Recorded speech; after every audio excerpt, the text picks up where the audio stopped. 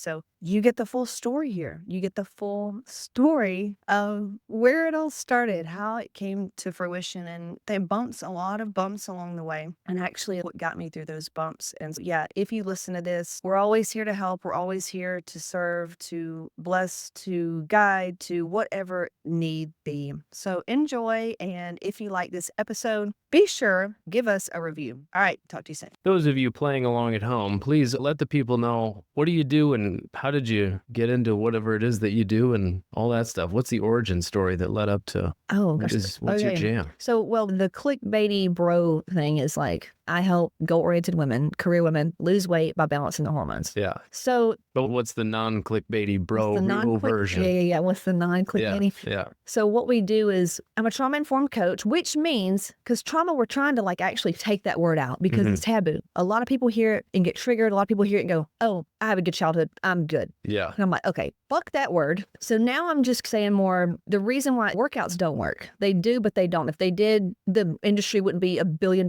industry. Right. People get on them, they fall off, they struggle with the same fucking 20 pounds for their whole life. They have compensatory behaviors. They think that starving themselves is good. Their hormones are fucked. Like, people are not healthy. And so, and I see that as a problem. And I personally spent like 50 grand trying to get healthy. I had these unexplained health issues. Doctors were telling me I'm normal. I'm tired as fuck. I have cystic acne, no libido, hair thinning. I'm young. It's just how long ago? Shit. I was 54 on paper when I was like 24. You were what on paper? Like when on paper, when I had all these tests done, they were like, you're like a 55-year-old woman. And I was in my early 20s. Oh. Yeah. So you mean you're like your metabolic age or something? Metabolic age, Okay. everything. Holy shit. Periods were whack. Yeah, Wow. It was horrible. Wow. Panic attack, all kind of health issues, sick all the time. And anyway, so I've always been into health. I started in nursing. I started it in a medical background because I knew I wanted to help people. I was fascinated because I sucked as a student, but I excelled in biology, science, anatomy, all that stuff. And so I knew that was my arena. I loved helping people as well. And I also liked women. There's something about women that I liked about like the childbirth. There's something about the woman productive system. Anyway, seeing the problem with weight loss, there's a problem here because why are we all spending this money? Nobody can give us answers. We're still struggling. We're still fucking tired. And as a business owner, you got to be healthy. Yeah.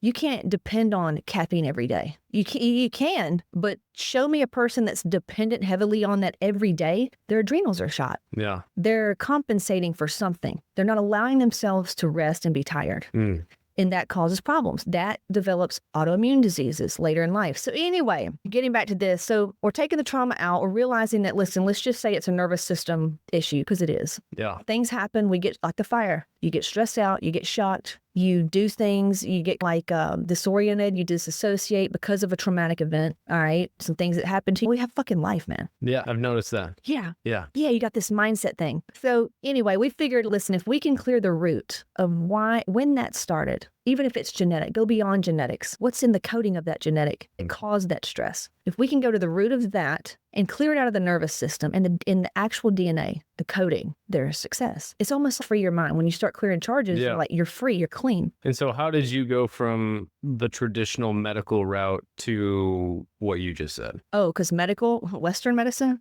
white coats, they take care of sick people. But there was a moment where you realized that at least how we're raised on Western medicine is a little different than probably maybe what works. So I'm curious, was there a moment for you where you like had a realization of, oh shit, this is fucked up? Oh yeah, I had a lot of those. I would just say, I got so tired of having no answers. Going to doctors, you're telling me I'm normal, bullshit, let me go to somebody else. And then you're telling me that I've got to take all these supplements and spend all this money and with a saliva test, and I've got this out here, and I'm still not getting better. What's going on? So I just kept seeking. How long did that go on for? Oh man, holy shit. 2000 until 2000 and probably 19. Wow. It was a long time. And so what got you into, to be clear, what the timeline on this, what got you into a place where your health was not where you wanted it? What were you doing? Oh man. Okay. At that time, in my 20s, okay, very self-destructive, partier like a motherfucker, drinking, partying, like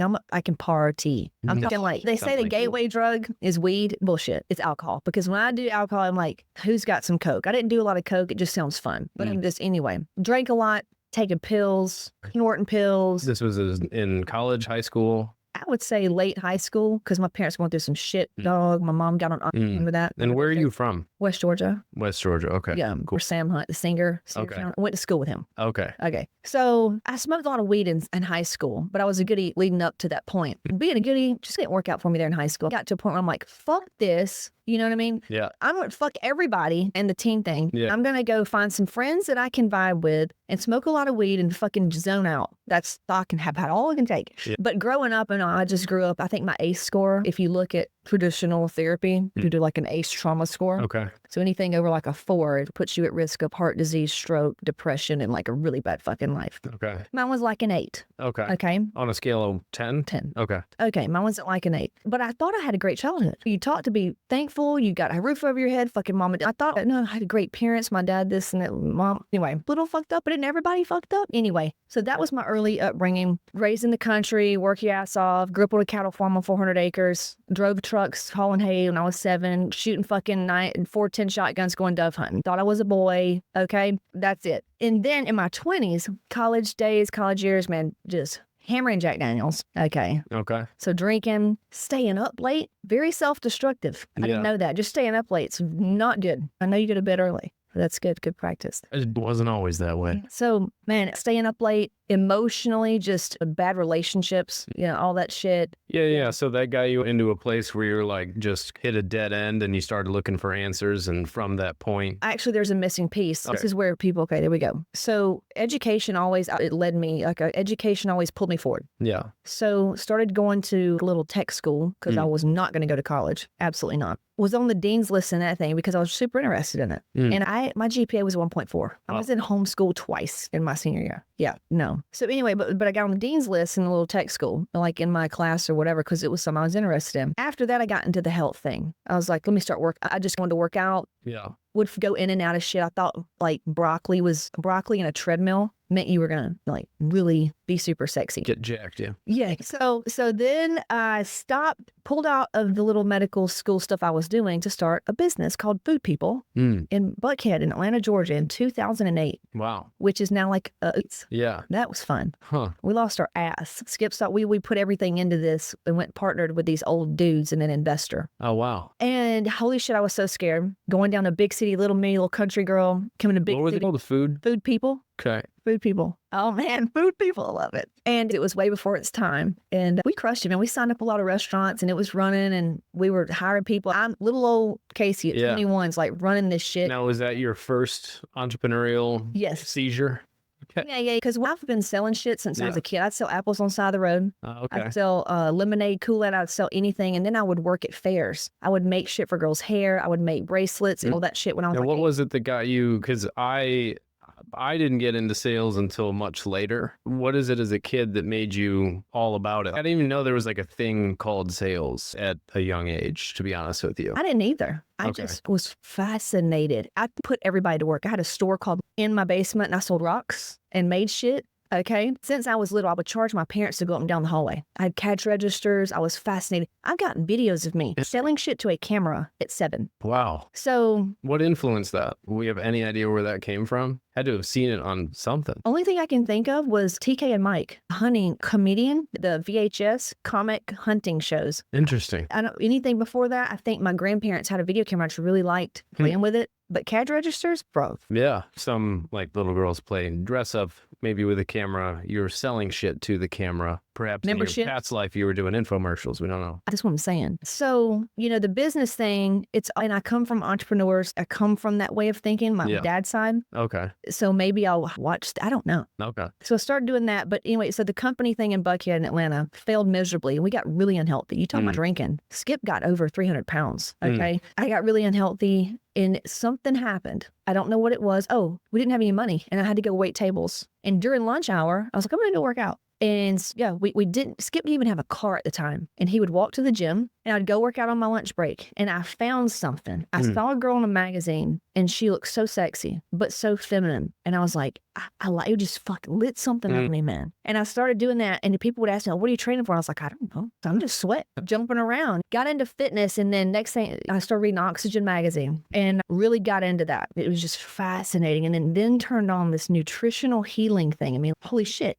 I found this guy called Doug Kaufman, Know the Cause. He was talking about toxins and how antibiotics can do this. I'm like, that's why I've been sick my whole life. Holy shit. So I'm getting into like holistic healing, and these light bulbs are going off. I'm starting to shop differently. And next thing you know, skip down 100 pounds. I'm like, there's something to this. The next thing you know, I'm like, I'm going to get trained. I'm going to get certified. Just kept growing, kept getting in the know. You know what I mean? That's like where it all started. Gotcha. And then when did that parlay into business? Did the current business start as Hot Moms, or was it named something else? So when I got into that, I'm a very addictive personality, in case you can't tell. I'm not on speed. I fucking came off Adderall. I'm not on caffeine. Somebody just accused me of being on a fat burner. I'm not on shit. This is my natural state. Maybe it's from the shit I've been through, but I got to turn the fitness into an addiction, obsessive. It got to be where, and then I wanted to compete, which about 2010, I'm doing well. I got really healthy. Skip got healthy. Here I go again. Can we take it up a notch? You know what I'm saying? Yeah. Be just happy. And I got into shamanism. I didn't know it at the time. Don't know if you know what that means, but I started just, because, you know, some fitness For those people, who don't. some of those fitness people are weird. You ever known the kind of granola and let's meditate and shit?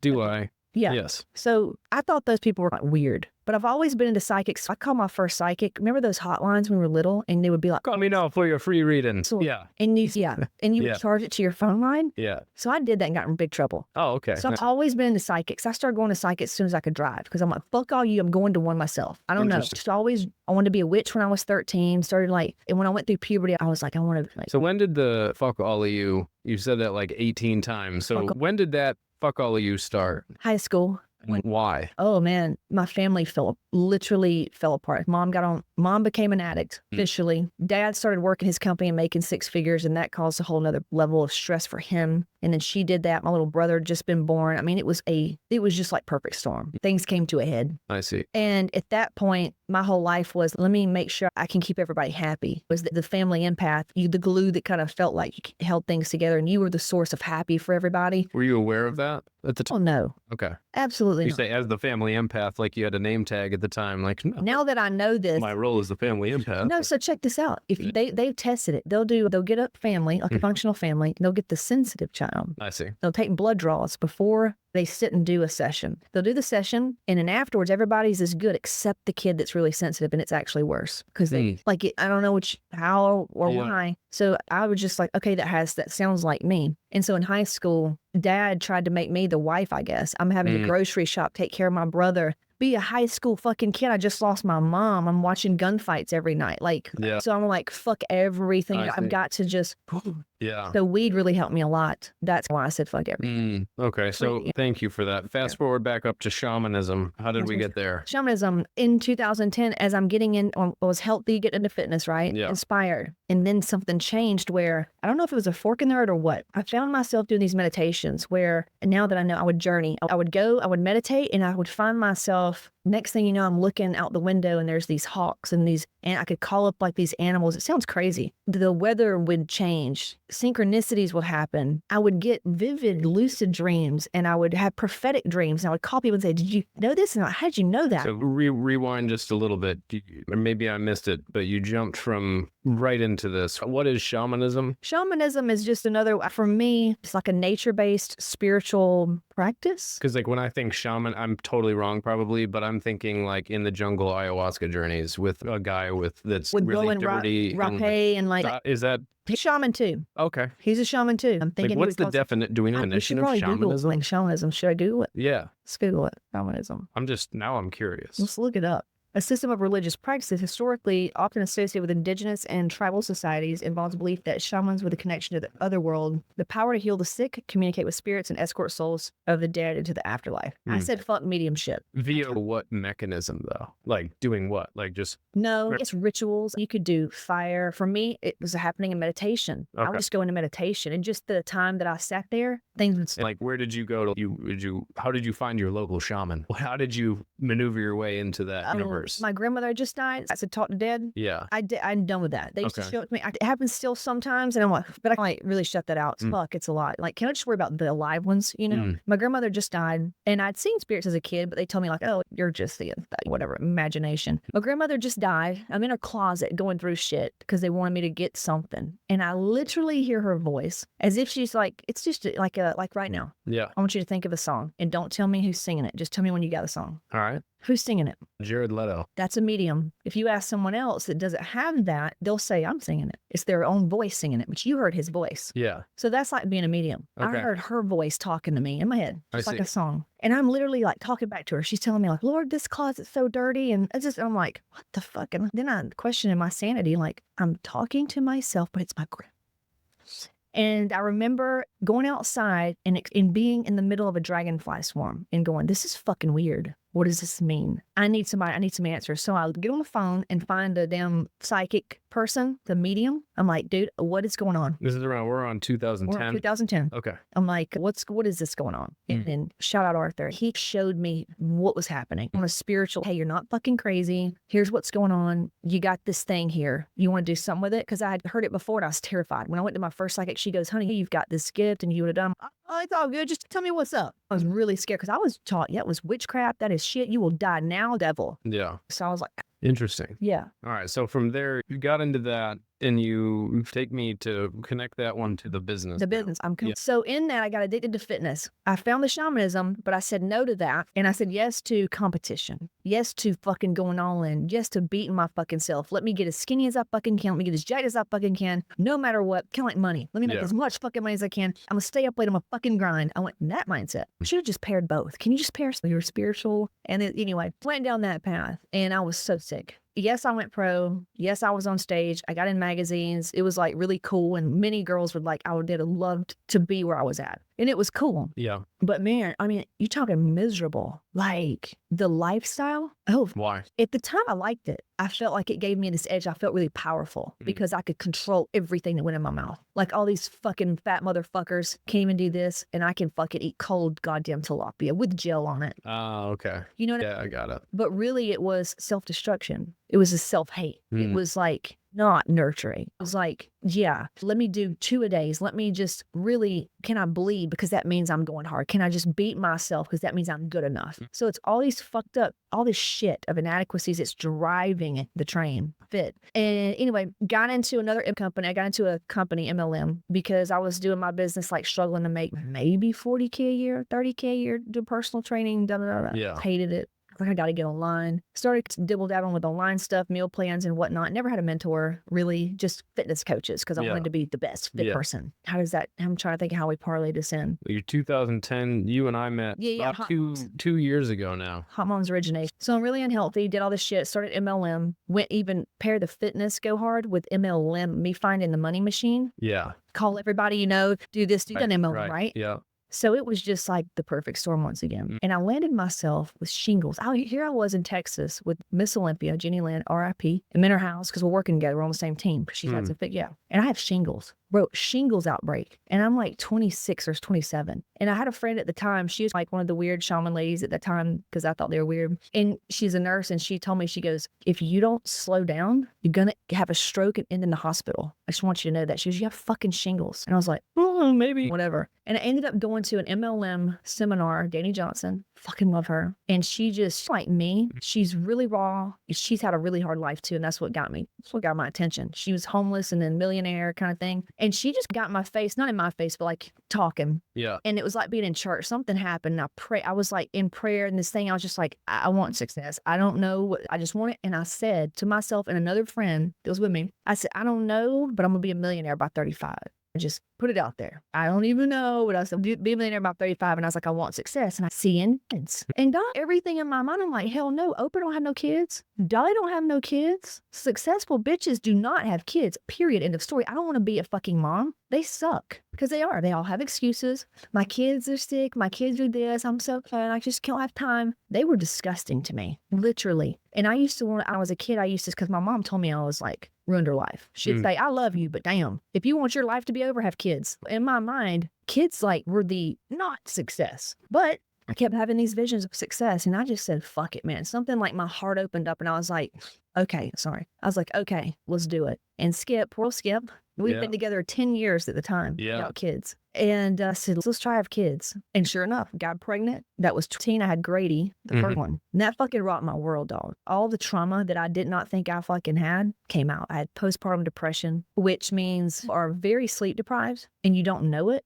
You just had this baby. I was terrified, scared shitless, because you look at it, you're like, are you going to die? Like, you get psychosis. You go to sleep, you'll close your eyes. I shit you not. You'll close your eyes to go to rest and you'll wake up thinking they're crying. Or are they dying? Are they breathing? You'll get in the shower and hear babies cry. I'm not shitting you. Yeah. And then I remember I'll have these fucked up thoughts, like when I have him in the bathtub about people drowning babies. I'm like, oh my God, am I crazy? I didn't want to drown him. I didn't want to hurt him. But I'm like, what's wrong with me? And then work, I'm trying to make money. I was like semi the breadwinner at the time. I think I'm making 6 figures at this time. So and I've got videos of them in the like jumper and the fucking thing. I'm blogging.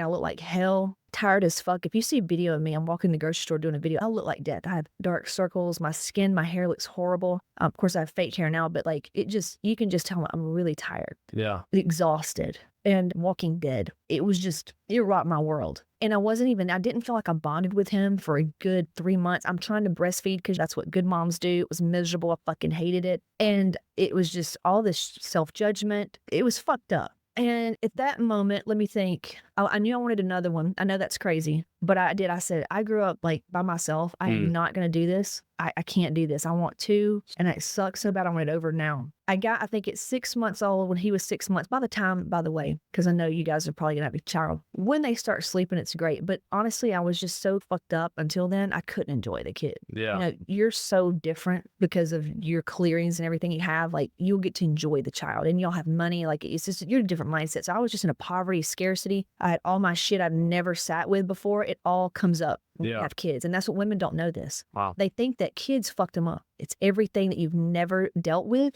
Your kids are only a reflection. That's it. So that's why a lot of moms will resent their kids. So anyway, I got pregnant, lost that one. That fucking sucked. I think I lost that one when I was like 8 to 10 weeks, but I got pregnant a month later. And then after that, new exhaustion. I was pregnant in the Georgia heat, man. I was like, oh my God, it's done. But my second one, I enjoyed him. I didn't have postpartum. I knew what to do. I wasn't as scared. I was terrified with my first one. So I wasn't as scared.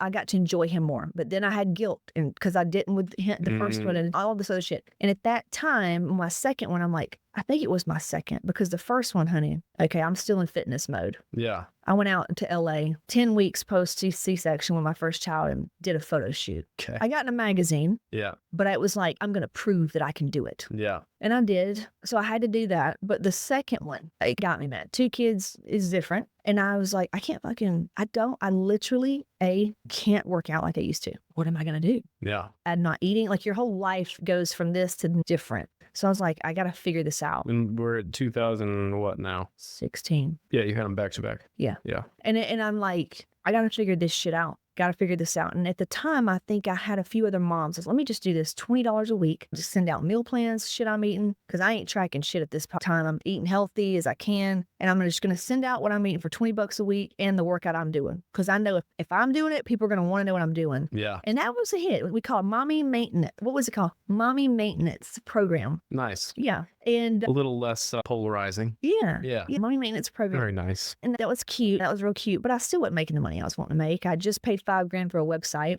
And I was like, oh, it's going to be awesome. It's going to be like Greg Plitt's membership base. I'm going to get rich. $10 a month. I'm going to be rich. And about that time that I finished my website, I heard about ClickFunnels. I think Russell Brunson got on stage at I had bought Grant Cardone's event online or something. And I heard Russell talk about ClickFunnels. And I heard that and I'm like, this is what I've been looking for. And then I heard about Kaylin Tool, which she ran that, oh my God, what was her company that crushed it? Kaylin Tool. I don't know that I've heard that name. And Brandon, Dan Henry talks about him. She had the shakes, but it was like Lady Boss. So I worked the shake companies with her and she apparently went off and started Lady Boss and was killing it. My buddy Brandon came over. He goes, dude, guess what Kaylin's doing? 2 million she just hit. And I wanted to vomit. Because I'm like, holy shit, first of all, because I went into, which is what sold me on your shit, where you like, do you feel like more than everybody else and you're not making the money they're making or some shit?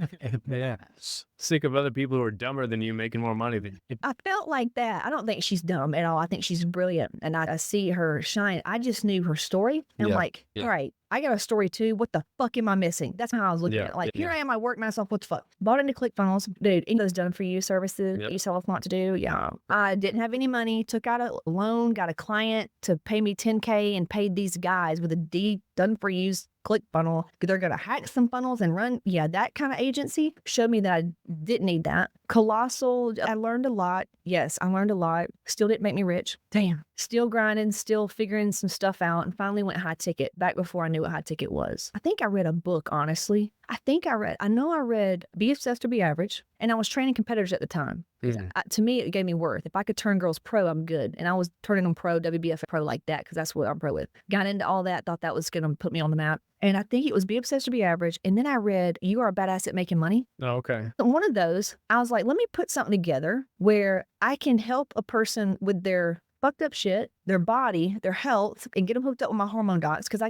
found some hormone doctors at the time, 2016, found out I had adrenal fatigue. All those 10 years now, I couldn't figure out what was wrong with me. Doctors were like, you have chronic fatigue. Legit, you've got like an autoimmune and your thyroid is fucked. So yeah, that's why you have acne. That's why I'm like, fuck, I'm literally like, thank you, Jesus. Got on their protocol. It was like I was a new person. Wow. But anyway, so I'm like, let me charge this girl $3,000 for 90 days and help her with her business. Because at the time, I think I was making like, I don't know, 15K a month, maybe. Okay. To some people that are not making 8K, they're like, show me how to do it. So 3K and they got X amount of whatever. I think I sold like 2 of those, barely. And I was like, okay, this is cool. And then I learned how to sell $10,000 for a year if you train with me. But back then, like a 10K, even though it's for a year and you sell your soul. Yeah. So, and this is 16, 17? 17. Yeah. But you remember what that was like. Yeah. And I didn't know what high ticket was. I just knew like, all right, let me sell my soul. Surely it's me. Yeah. And so then I started doing a little bit more differently. And I slowly merged into more of the life coach / you're going to get all my resources and find out how I have found a little bit more happiness at point. And my relationship, how we were working through things. We almost got divorced at one point because he turned to an alcoholic after his mother died.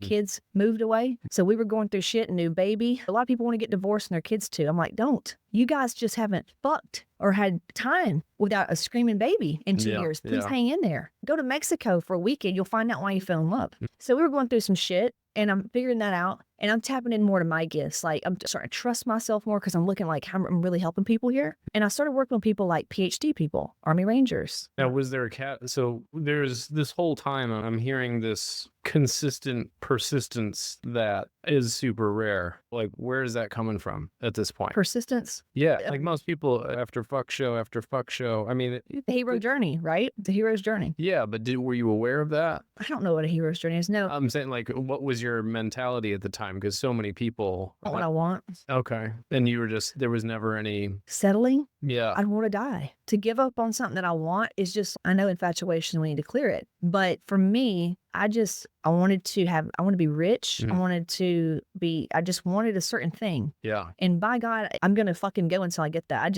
And it was just that you didn't have to like work to instill that. That's just the way you're wired, way you wired yourself. Yeah, I don't. Way you came out of the womb. I don't find, and I don't know, it could be part of my trauma where it paid off. My dad, hard worker, could be the way I think I receive love. Yeah. I don't know. I don't know if it is wired or was it how I received love. Yeah.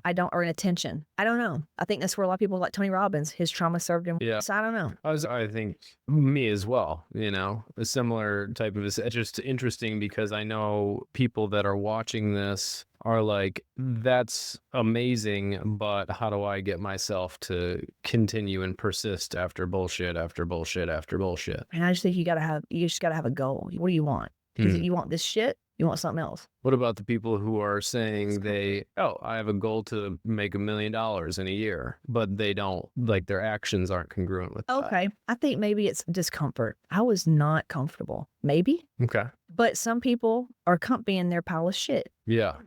Let's see, where did that come from? Okay. I tell you what, I was surrounded with good people. Growing up, now I tried to commit suicide at 17. I took too many Lexapro and tried to just go to sleep forever. Because I was surrounded. You never heard that saying that says, before you deem yourself as unworthy, make sure you're not surrounded by assholes? Nah, yeah. I thought I was depressed and I thought I was really fucked up, but I was surrounded with some motherfuckers that were depressed and had nothing going for them. It's exactly when my brother is in prison right now. He stayed with them. Does that make sense? Yep. So it's like I always had these little hidden angel people that would just give me one little thing like, you should do this. You could do that. And that may be something because I'm trying to think of in school, I was around friends that were going to college. So that kind of was peer. I'm going to do this. So I was surrounded by good people, I'm thinking. And then when I got into competition, I was at the gym working out. And this man, Mark, he was a real positive guy. I saw them. I was like, they got money and they do pretty good and all this stuff. And he goes, girl, you should get up on stage. You could do that right now. You could do that. And that was just like, really? And then my husband he got dragged drafted by the Pirates in 94, and he grew up like Mr. What a Man. He was Mr. Popular and Superstar, right? Mr. Likable, but good looking and all this stuff. But Skip has magic to him. Anything or anybody Skip gets around, they do better. Yeah. So, and he used to want to be a motivational speaker. He used to work for church and lead thousands to Christ. Isn't that funny? Because when I met him, he told me. Yeah, that's right. I remember. Yeah. Yeah, he told me when I met him, he goes, you know, that stuff you're into is not right. It's like witchcraft. And I was like, oh, whatever. Now that motherfucker's like basically in it deeper than I am. So, because he's very intellectual. Yeah. He's like you, like y'all are not, I don't feel like from this fucking planet in a good way. That's a fact. Right? Yeah. So Skip really likes powerful women, and his mom was a powerful woman. She ran a company and like she was seen, and they were in politics and you know, that kind of thing. Is Skip saw something in me, he claims. He goes, I knew you were something. I knew you had da, da, da, da, da. And so Skip was always supporting me, and he never for once put any doubt in my mind. So I think that I was surrounded by just people that believed in me when I didn't. Yeah. Maybe that's it. Yeah. It's interesting to hear like all the stuff that they tell you to do being realized on your own. It's fascinating because it's the way that it's told is just, I just steadfast out of the gate. And that's not most people at all. You know, and I remember at the time, the guy that was teaching me shamanism, like who I was. Yeah. He knew I wanted money. He goes, you just need to hang around millionaires. And I was like, fuck, Arthur, where the fuck am I going to find those people? I will never forget getting mad at him and going, the fuck you find those people? I didn't know about mentorships. You know, I knew a lady that I thought made $1 million, or her husband did. I'm like, what am I going to do? Have tea with her? You know? Yeah. But and so you then 16, 17, 18, when did hot moms become hot moms? 2016 or 17. Okay, got it. But it didn't really kick off, I would say, until 2020, because I was struggling. I was doing about 20K a month, still doing a lot of online stuff. I had 2 coaches working like for me and try to sell high ticket and sell my soul for it. And then I found like Dan Henry's shit. Right. That's when I found his shit. And he did, what was that thing he taught? Webinar? Yeah. Webinar whiteboard. Yeah, whiteboard. Yeah. Because I saw Arnie. I followed a guy, Arnie, I followed him before Dan, and I saw him. He goes, I made $4,000 and something. I'm like, what? Yeah. And I think it was, I found Amanda Francis at the time. She had a program for money, women in business and money. So I paired what she did mindset wise with money, because women and worth, with Dan Henry. It's like practical. Here's how you do it. It's bro system. I was like, game on. Bro system. Because, yeah, I get it. Because, women are typically like, believe you can do it and just have freedom, do that. And whereas like bro stuff is like systems. That's what I said. Yeah. Nothing right or wrong. It's just you need both sometimes. Yeah. Yeah. And now you've gotten yourself to a point to where you've done 200K months and all that stuff. What has been the biggest thing that you've learned in that whole journey? So this is what I want to say. So when I was doing, I remember I met you with Dan and I was wanting to hit 100K months. Yeah. And I think I hit 90 with him. I signed up with you, and it was funny as shit because I didn't even really, your program mindset, I wasn't turned on to. I saw your video and I was like, this, bam, it's great shit. Not until I saw your spreadsheets, whatever label it is, it's just mind work with the systems. I got it. So what was the learning though? Was it just if you had to say there was a lesson, that was more of a pairing mechanisms together? Is there that whole journey of, what would you say is maybe not that you necessarily learned or that maybe you reaffirmed to yourself along the way, or if there was one big takeaway that you could be like, that's the key? I know that's a really tough question. In which part? The whole thing? Or yeah, along the way. Was like is there something you kept reminding yourself of, or just one key thing is the thing that's frustrating you, the thing that's got you fucked up, you got to go inward. That's my thing is I like to know why, like, why is this happening? Because it's just a pattern. Our minds are like a machine. Yeah. There's a misfire happening. There's a block there. You're scared of success. If there's some fucked up belief that's got you stuck, what is it? And figure it out. That's just my personal thing. If I would have just sat instead of doing all this other shit and just went within and just fucking really asked myself a lot of these questions, I think I could have found out some and just slow down a little fucking bit and trusted. It's slowing down, trusting, just slowing the fuck down. But the trauma energy and the thing that makes you feel like you're not, that keeps you going, slowing the fuck down, reflecting, that's it. Yeah. Yeah. Interesting.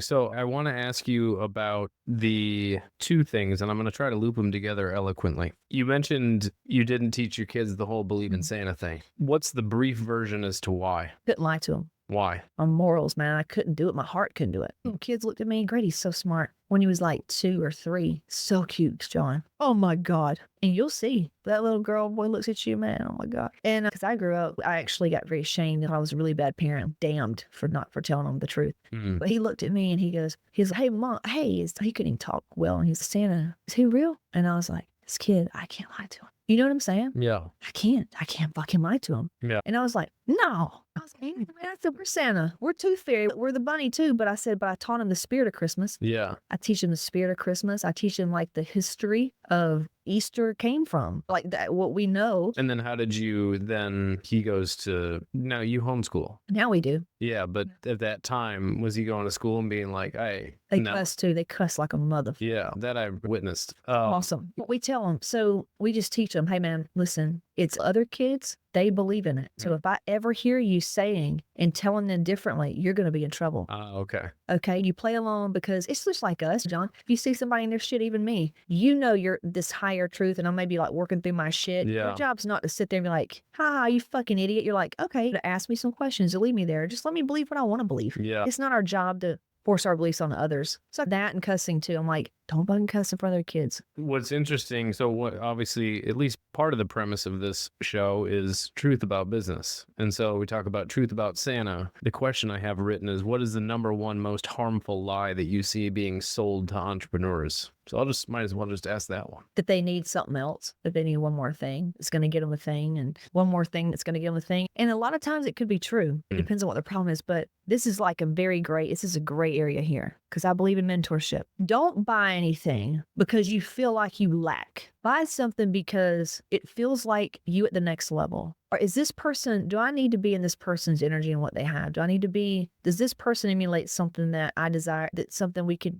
whatever, not because they're above me, but because maybe they've got this cool tool or this gift that I'd love the codes for that. You know what I mean? But not because I feel like I'm not good enough and they're better than me. That's fucking not gonna be good. What do you feel is the most harmful part about that lie? Because you're going in a mindset of it's just not enough. And that person's only going to mirror back to you that you're not that. And you're going to probably lose money. If you buy things out of scarcity and lack, you're going to get more scarcity and lack. Yeah. If you make decisions out of, I can't buy this now, but figure out how the fuck to do it. Okay. No. So the harm is the energy in which, the intention and the energy in which they enroll with that. Like, you better fucking fix me. Oh, God. Yeah. Oh, fuck. Just go ahead and give them their money back. Yeah. What is it that obviously you're fired up about that one? What is it that pains you the most about that? They're looking at you to fix them. They can only fix themselves. We are the guys, we give the tools, period. That's why I don't like the done for you shit. Yeah. I don't like the done for you anymore. Yeah. Tell me about that one with the ClickFunnels thing. Yeah. So they tell you they're going to build your funnel. They're going to do your ads. They're going to literally create your business and launch it and make you a millionaire. But even when I hired ads people like to do everything for me, I still don't love, and if I had to learn how to do an ad, I would, but I'd rather hire it out. But even at that, I still have a lot of control. It's fucking creatives that I want to do. It's audience. I still run the fucking show. Yeah. They're just like pressing buttons and doing what I tell them to do, if that makes sense. Now, will I trust people? Do I trust people to do stuff? Yes, you have to. All right. But done for you, man. So how has that affected the way that you do business? I create better systems and trainings for how I want shit to be done. So when I bring on the person to do that one thing, they have a layout of exactly what needs to be done. Then they put their little thing that I don't have, skill set, and run with it instead of, hey, handle all this for me and do it. Yeah. Was that ClickFunnels done for you build like the one and only time where you learned that lesson the hard way? Or was there That was the hardest way. The second time was I tried to hire a sales company. I tried to outsource where they train your salespeople and give you salespeople. Okay. I pulled out of that in a month because it sounded like a great idea. Man, I had some pain. Oh man, at this time I was just like, it was just a nightmare. And I was like, this is pain in the ass. Let me outsource it. And when was This was recently. This was 2022, like September. Okay. And I think I asked you about it. Yeah. You about it. Yeah. And at the time, I was just pain in the ass, hated the sales meetings, which now I'm like, Casey, just do the sales meeting at a different time. But then I was like, no, it has to be done. It has to be done this way. So anyway, and you could take rest. I didn't know you could just take rest. Tell them just to take a break for a week. I didn't even have that in my mindset. So I was just fucking abandon all shit. relationships. Gotta let you go. I'm getting new people. But if you don't fix the problem, you're going to just have the same thing with the next salesperson. So you're going to hit the table. So anyway, I hired this company. We're going to do it all for you. And they apparently get your avatar. Let's see who would fit you. And I get on there with the guy, and who they found for me. First, he tells me that I'm really hard because I cuss and I smoke pot sometimes. And I'm really hard, apparently, in the Christian market to hire salespeople. A shocker. Christian market? Apparently. Why are you in the Christian He market? didn't say Christian market. I just guessed that when he talks to people and they look at me, it's people that don't cuss, because Christians typically don't cuss, right? Yeah, but where did I must have missed it. I just added that word in. Oh, okay. He just said you're very hard to hire for because of the cussing and the smoking pot. Probably not going to get a lot of Sunday school teachers. Maybe that's what he was asking. I don't know. So when he told me that, then he goes, so I found a couple girls. This one, man, she's awesome. She rides a motorcycle and has this color pink hair, and a single mom of a special needs kid, and she don't give a fuck, and she loves this, and she's hardcore and all this. And I'm like, okay, so that's what you think of me. I got love for the girl. Yeah. Much love.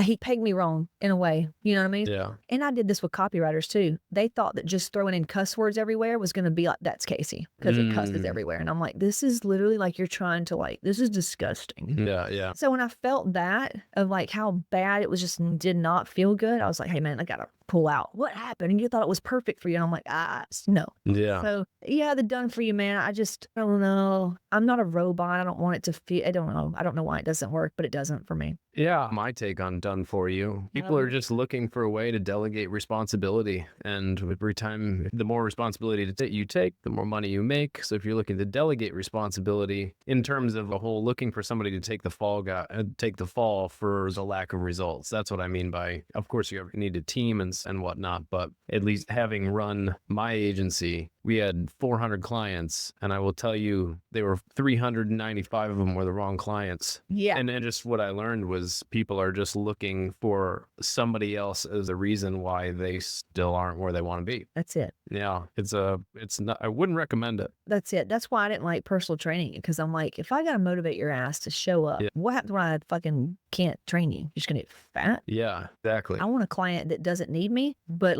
I don't know. If I'm the source of your power, you got a fucking problem. I think so. Yeah. That's what it is. And also, I want to know, you have really driven this home for me, or drove this home for me? I think driven. We'll go with driven. Yeah. Is if something goes down, one wheel falls off, you want to know that you can just handle it. And I feel like right now, like this morning, something happened with the sales page. This happened. I literally was able to get in there on my WordPress site and fix it up and fix a bunch of shit because I know how to do it. Yes, my WordPress engineer is phenomenal, but I also know how to do it. Yeah. And I could figure out how to do just about anything if shit came down to it. Yeah. That feels really good. It helps me sleep at night. Yeah. I can't wait for the people in the comments saying how dumb that is and why that's dumb. But for me, it works. I feel better. Hey, I'm not making 900 million yet, so maybe I have something to learn. But hey, if they're gonna say that in the comments, but hopefully they do. It'll show this video to more people. What do you think needs to be taught or talked about more in business today? Oh, this is just me because it's irrelevant. Well, you're the one in that chair right now. I know. Like the truth about what they're really doing. Tell me more about that. What do you mean? Let's see. So in business, if I'm going to hire somebody to, I don't know, for business advice or something, okay, let's look at their relationships. Have they gone through their third divorce? Can they keep a relationship? Because their kids know who they are, kind of thing. And I know it doesn't matter, but it does to me because I've taken business advice from people didn't have the life that I really was craving, and it just got me burnt out. And now they're dead now from alcohol, just drinking so much damn wine because they had to numb out so much. But that's a big thing for me. Are their values similar? That's why I love Grant Cardone and stuff. He's just funny as crap. But I like that he has a family. Now, he could be lying to all of us. Like, he could be like a monster, but I like that he showcases family because I have a family. Yeah. So that kind of means a lot to me. Yeah. Kind of thing. Why do you think that talking about truth about what they're really doing? Because it seems as though that's, for me, the more transparent somebody is, the more I get to know somebody. I have a similar, and I think that's a human nature thing, I think. I don't know. I don't know. At this point, everything's on the table as an option, but I think at least for me, what's really interesting is I've learned, because we get to see the undercarriage of everybody's stuff, and we don't take that lightly. We don't, but we see the real truth behind, and having been in this industry and rubbed shoulders with some of the bigger names in the industry, gotten to know them, spent a lot of time with them. Many are very different than what you would think, and those who are touting noting how transparent and honest they are usually the ones that are not being honest. And so at this point, I'm like, I don't want to be the guy saying how honest I am, because I know that's a red flag for those who understand at least the basic mechanisms of how people put out fronts. So what do you think of that whole dynamic of the put one thing out publicly and then do another thing behind the scenes? And I don't like privacy. Listen, I'm not saying that you need to put everything out there. Yeah. I like how Dolly keeps her life, whatever. But there's just something in me. Maybe it's because I love humans. I don't know. And I used to think I didn't. Like, I just hired this mentor, remember, with the Rolls Royce lady. Okay. Yeah. Yeah. And she was mystical. Oh, so much love for her. But I didn't know a lot about her. Yeah. And the more that I got to know her, I had more love for her. Okay. And it almost made me respect what she was saying a little more. Like, if I know her, like, yeah, I know this is the way. Yeah. But tell me about when you didn't know the way. Right. And when did you realize the way? I fucking crave that shit. Yeah. I don't know why, but I don't know. I don't know. I feel like it just helps me a lot. I appreciate that. Yeah, I do too. I think, I don't know. For me, that's why I told myself after getting out of the whole agency lead gen sales space, and like that I was never going to coach actual business before until I could actually have full transparency to somebody's actual business, not hear the dumbass story that comes out of their mouth. And what's remarkable is just the reality of having the opportunity and privilege to being able to do that. And then also doing my best to be as transparent as possible with like clients like you and be like, here's the reality of what's going on in my universe. I don't know. Like, we have, in the last 6 months, our profit margins are like 44%. I hear people doing similar numbers that are like, oh, your profit margins are 76%. I'm like, I don't know what the fuck you're doing, but congratulations. But also the reality of things is just so skewed that I'm just like, I don't know. I'm just trying to do a little bit better than I was personally doing last month, because I don't know what the fuck reality is. It's like Vaughn said, everybody be capping. But I remember hearing a very well-known person claim their dollars and then literally having them in a space where it's tanked. Yeah. Like nothing. Yeah. And they have to do this over again. To me, do you know, I feel like if that was known and you show how you got back out of it. Yeah. But there's shame in that. Yeah. So I don't know. I'm with you. I love the transparency because now I feel like I can do it. Like, you did something one time on a video, I think with your privates, and you were saying like, hey, you were struggling with this too, and you felt this way too, or you did it too. And I was like, oh, that feels so good. Humans we connect through pain. And if I know that you felt that way too, it's just a connection. Yeah. And I think people crave that. I know I do. I know I love connection. So if I hear, oh, you too, not trying to be not trying to be like, stay there and be like, oh, let's just be shitty together. No, the fact that you have means it's okay and we're going to get better because you're fucking awesome. And I think it leads to, if you've been in the, do you ever see the movie The Princess Bride? Yeah, but a long time ago. They go through this thing called the fire swamp. I use this analogy of the fire swamp, and it's watch The Princess Bride. But anyway, if you're going to go through, it's a swamp with fire in it, and big Sounds rats like that are like 800-pound rats. Anyway, comedy movie. So would you rather go through the fire swamp with somebody who says they've gone through it but has never gone through it, or somebody who's gone through it, got a little burned but survived? The second, please. Exactly. I Right? want to hear them say it. I want to know the story. Yeah, and I want to see the scar. Yeah. But I think that's really what it is. It's just, I'll say, it's not even like the, oh, you're human too thing. It's just, oh, you actually have done this before. If I'm going to trust you, because I've been, a few of my stories, like I've been around some interesting cats and have been led into some very interesting directions that have led me to be much more aware of the reality of life and business. So yeah, it's really interesting, because you don't want to go too far and just to be, I can't trust anybody, but you trust everybody and you're fucked. So it's always somewhere in the middle. And that, my favorite quote, knowledge is knowing that a tomato is a fruit, and wisdom is knowing not to use it in a fruit salad. So you got to understand context. And you got to understand evaluation, and that what you have is a lot of intuition, which it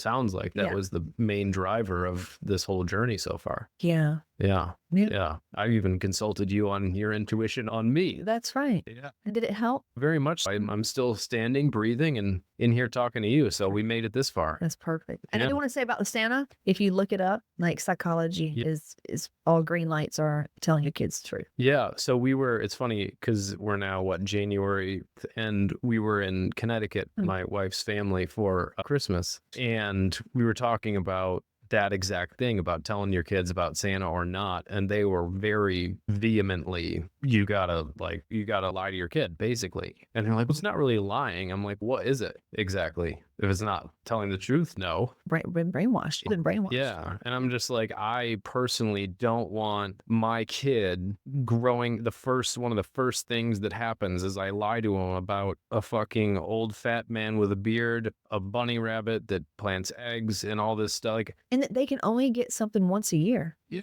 And you have to be good so you get something. Yeah.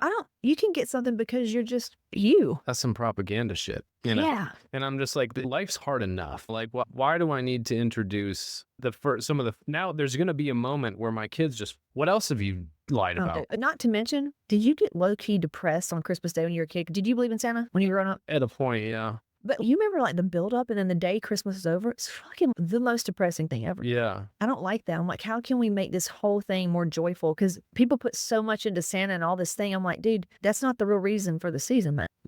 You know what I mean? Yeah. There's more joy than that one fucking day in doing that. Do we still get filled with glee and magic when we see Santa? We were at Big Sky, Montana in the restaurant. Santa fucking came in. Dude, I act like Mickey Mouse is there. The kids are like, believe in it, but we're still getting anyway. It's more the spirit and the play of it than it's like knowing I think as a kid playing make-believe because it's fun to play make-believe rather than believing that you're actually in a spaceship in your bedroom or whatever. And if you're going to make your kids believe in that, why not make them believe they can actually be somebody and that their thoughts are things and that if we're going to go there. Yeah, it's really interesting because I look at it like with clients too, like I have a responsibility. I feel like at this point, everything, it's tough because you got to go craft a seductive offer. And that has to be a very big promise. And it's basically, hey, there's this dude Santa, he brings you a bunch of free shit and all you got to do is follow these rules. That might as well be on an ad. You know what I mean? People would love it. And then what happens is they click on the ad, they buy the thing, and then they find out that's not real. And then they get pissed and they do a chargeback. And now that guy has a bad reputation. It's the same principle. Right. And yeah, I'm not about that life. And when you have a little kid too, I know you're going to be like, God, how do people lie to it when they ask you, is it real? It's just because they're not let down. Yeah. They're not let down because they never believed in them anyway. They just want to know, hey, is this a lizard?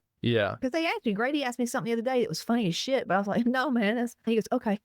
Not holiday. It's because I don't know. Yeah. Yeah. Yeah. And if they're relying on you as the source of knowledge and truth, then tell them the truth. Yeah. We have the connection, the emotional. We're not taking shit away. They never had it. Yeah. Simply asking you a question. Is it real or not? Yeah. 100%. Yeah. What's one question all entrepreneurs should ask themselves if they want to be truly successful? Because a lot of people, if you ask them who they are, they're like, oh, my name, my parents, my last name, and they're still mommy and daddy's prince or princess, still trying to make other people happy. Who are you? They're not free. And what do you stand for? I stand for freedom, man. Today I said, I even found out today, dude, destiny. I'm not going to use that word anymore. I'm going to use free will.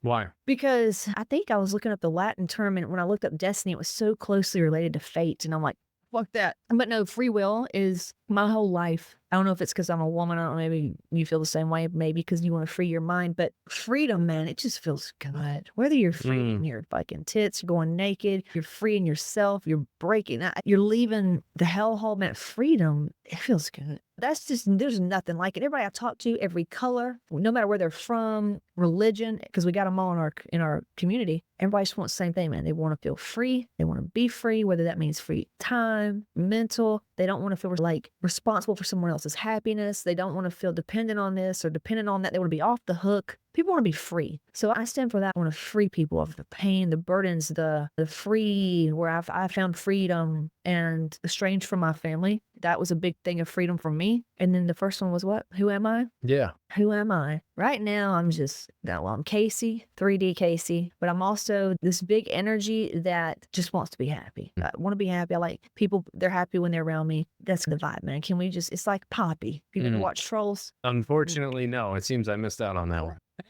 So if you Trolls, I feel like Poppy. If you just watch that, and you gotta watch it, dude. I'm telling you, man, it's a fucking good movie. It's a great movie, Poppy. So that's Sweet. So here's a good question. Tim Grover, the relentless guy. Yeah. So he says there's a dark side connected to every successful person. Absolutely. What's your dark side? Joel. fuck, this is the illusion. This is what we're talking about. Literally went over this last night. I wondered why I was going through this last night. Here we go. So everybody I've ever worked with, you get in and you think they're going to be something and somebody lets you down. Always going to get let down. And it's because you're putting these people on a pedestal. You're putting these people above you or whatever. And yes, you can trace it back to fucking trauma and shit. But at the end of the day, we are all human. Humans, it's gnarly shit, man. It's fear. You know what I'm saying? Path to the dark side is fear of loss. Like my house burning, love in a way that happened because I feel so powerful. Not a lot of people can do that. They're like, oh, I'm so sorry. They've been in their fucking same house their whole fucking life. Yeah. I'm like, bitch, I'm free, baby. I don't have attachment. And that's the goal. And in the Bible, it's like non-attachment. In Zen masters, that's all they're trying to teach us, man, is how to not be attached. You know what I'm saying? Yeah. Because it's got you, goddammit.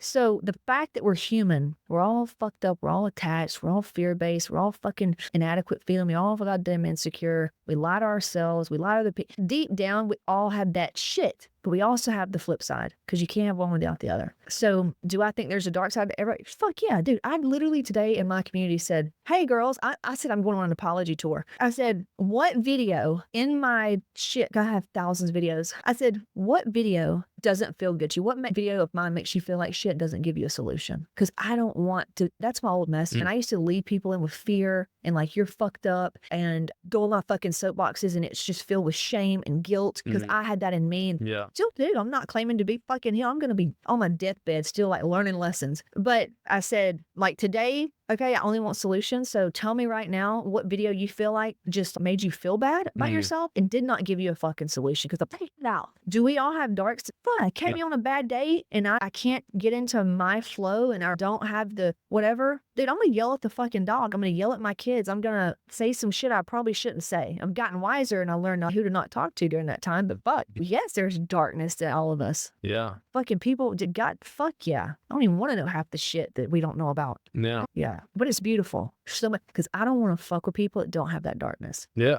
No, because they're not light. Yeah. It's, I want to fully experience life. And unfortunately, you're not going to find that in the mid ground. No. You're not going to find that in the neutral, whatever. To be really fucking happy, you got to be really goddamn sad. Yeah. That's just what I found to be true. I can hold those floors because there's a flip side to it. Yeah. So, yeah. I've debated because I feel like I need to do a lesson on this or maybe a YouTube video on this or something about, and I might even add it to our, like one of the first things that you do because so many, our shit's good, but I'm always trying to figure out how to make it better. And the people that don't get quite as far along, I'm like, the reason is you're just not pissed off enough about where you're at. And I'm like, there's an interesting quandary about deliberately, I'll say, eliciting that or even installing that to a degree to where it's just like the only way you become a billionaire is being pissed off by being a deck of millionaire. You know what I mean? You just, it's not. No, this is just one of the, I forget whose quote it was, but the difference between billionaires and millionaires has something to do with just higher standards and just saying no to fucking everything that isn't absolutely. No, your guy, you posted, a guy you work with, you go to his mansion and he's got a video on like money. And you shared it and I go, John, that was fucking great. Yeah. Oh, Jeremy. Yeah, but what was that video called? It was so good. Dangers, something, dangers of being broke. I don't know, but yeah. When you can't, your dog, he goes, you're sad when your dog dies. He goes, if you had enough money, you could get it cloned. Yeah, exactly. Yes, exactly that. 100%. Anyway, it's just, there's a level of, it's a constantly holding a dissatisfaction and using it as a tool instead of having it use you, right? Yeah, letting it mean something. Yeah. Stories. Yeah. And I think, I don't know, it's just, it's a very interesting dance of being able to hold these ideas simultaneously. It is. And it's just, it's a fascinating one to navigate because it's like, to a degree, I could argue, Brandon Carter and I talk about this almost every week, is just, I could make an argument for either side. And I think that there's a really good, like attorneys, that's their job, right? No matter what this is the argument you're defending, right? And I think, how does this parlay into sales and business is I think the better salesperson you are, the more you can make the argument and the counter argument very logically. Like I could argue, I could sell against my stuff, right? As just as well as I could sell for it. And then it just becomes a choice of what tool do you want to use and where, and then how good are you at crafting arguments. And if you're good at crafting arguments, then you can craft an argument for literally any sort of scenario or perspective. And that's where it becomes really interesting, because when we talk about clearing charges, really it's just shifting perspective.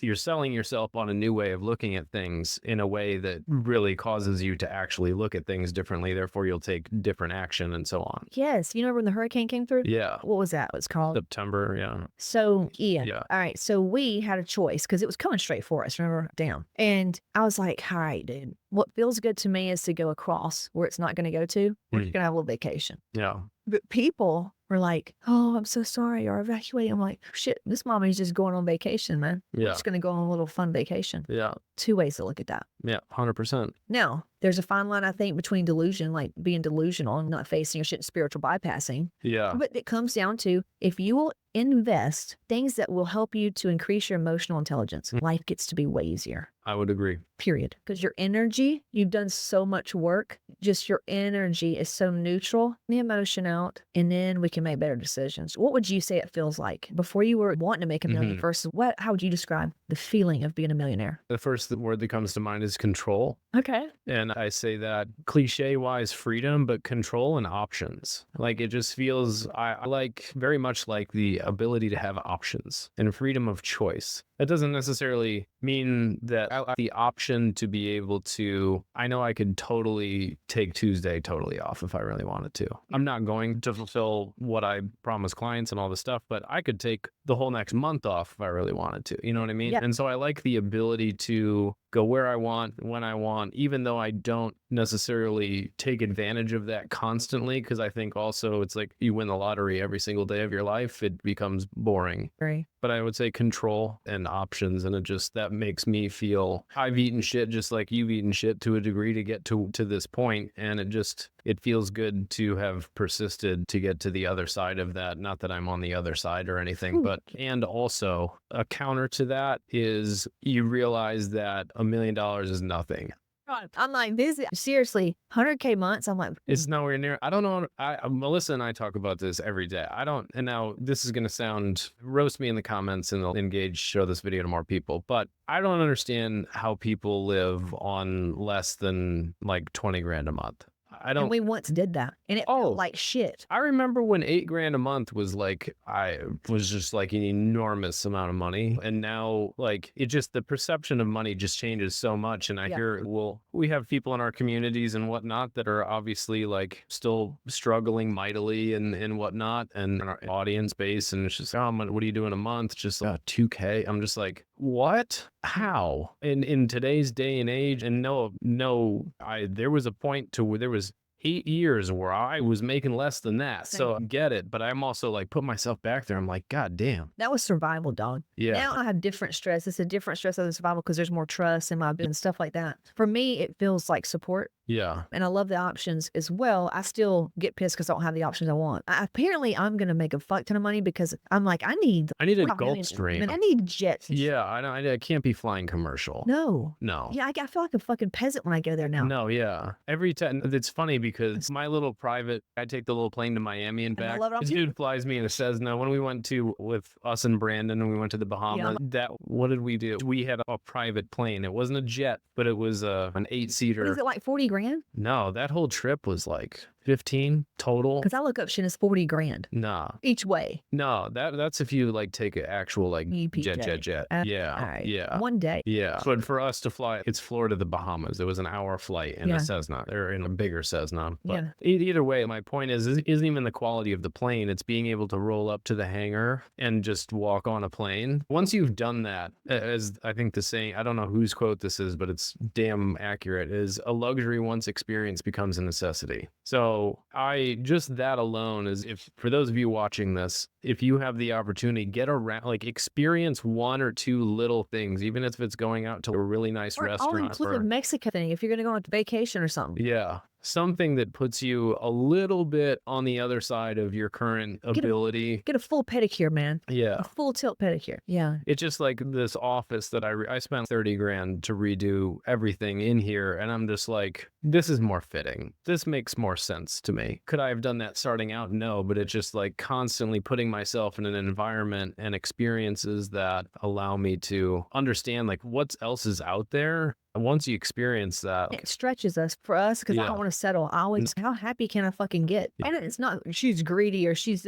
yeah. like, this is what we love to do. Yeah. And to me it's not about happiness. I still don't I'm not a I don't know if I'm like if you ask me, am I happy? I don't know. But it's just in general, I'm just like I don't really think of it in terms of I'm trying to be happy. I like to do cool shit. Does Fun. that make me happy? I don't know. I wouldn't use that word. It's- It is fun and it is a nice feeling. Who doesn't like to experience cool shit? And it's a challenge. Yeah. When I see something else and a baller, I'm like, challenge. Okay, let's roll. Yeah. So where can people learn more about what you do and who you are? Where can they follow you and all that I stuff? got channels everywhere. We got YouTube channels, Casey Shipp, Instagram. I don't really like my TikTok right now because we don't know what we're doing, but CaseyShipp.com. Cool. Yeah, I All right. think you came up with the thing. It says, go from feeling. Oh, yeah, you're using that? It was there. I don't know if we took it off, but I think it's still there. Oh, I hope so. Yeah. From a fat piece of shit to a hot piece of ass. In 90 days. And I swear. oh man, is there anything else that you'd like to say to close out? This is your show, man. Tell me. Cool. Then we'll just close out then because Let's close I think that was beautiful. Thank you so much for being here. Thanks for you. coming down. Thank you. I appreciate it. I had a riot. That was fun. Yeah, 100%. Yeah. Cool.